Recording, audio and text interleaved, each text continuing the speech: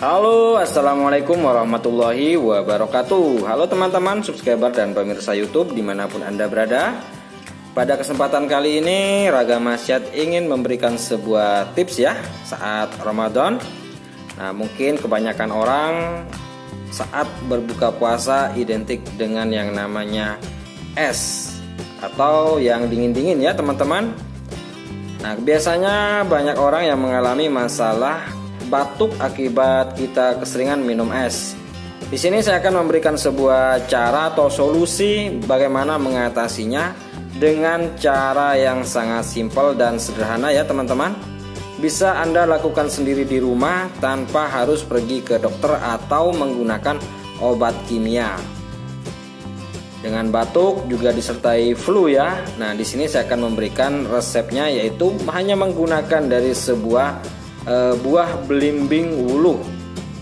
Nah, buah belimbing wuluh ini banyak sekali zat kandungan yang sangat bagus untuk masalah kesehatan, juga untuk masalah kecantikan. Nah, kali ini saya akan memberikan tips yaitu untuk mengatasi masalah batuk juga yang disertai dengan flu. Yang dibutuhkan di sini kita hanya menggunakan yang berukuran besar ya atau sedang dari buah belimbing wuluh ini. Kita siapkan saja 2 atau 3 ya. Kita gunakan untuk 1 hari. Namun untuk sekali seduh kita cukup menggunakan 1 buah saja.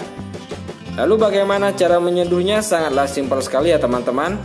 Kita cukup cuci terlebih dahulu ya baiknya sebelum kita gunakan. Nah, kita cukup mengiris-ngiris seperti ini pada wadah gelas ya. Kemudian kita cukup tambahkan gula secukupnya atau madu ya.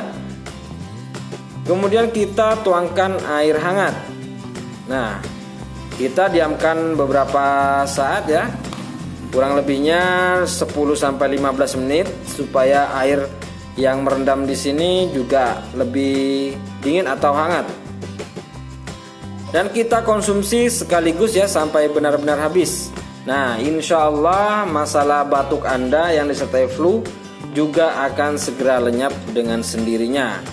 Nah, begitulah cara yang saya dapat sampaikan kepada seluruh pemirsa saya yang ingin menggunakan cara tradisional atau cara herbal untuk mengatasi masalah batuk yang disertai flu.